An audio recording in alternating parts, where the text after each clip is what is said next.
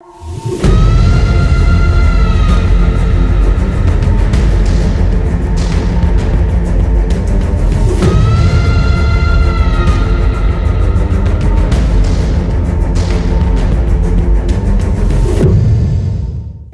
leur dit, la moisson est grande, mais il y a peu d'ouvriers. Prions donc le maître de la moisson d'envoyer des ouvriers dans sa moisson.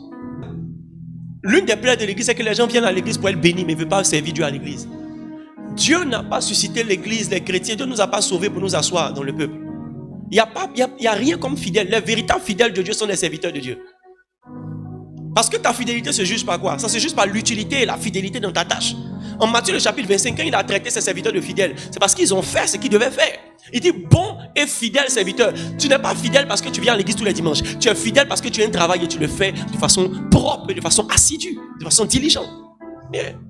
Tu dois trouver quelque chose à faire. L'église ne peut pas évoluer s'il n'y a personne qui travaille. Aujourd'hui, tu es venu, tu as dansé parce qu'il y a un groupe musical qui a chanté.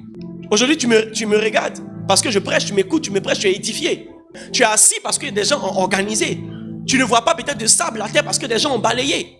Tu as eu une bonne place, même si la place est bonne, mais tu n'aimes pas ta place parce que quelqu'un t'a mis à une place convenable.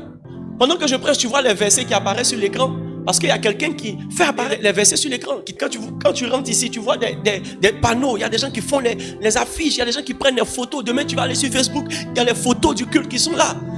D'autres même téléchargent les photos pour faire leur photo de profil parce qu'il y a des gens qui travaillent. Tout ça, c'est utile pour l'église.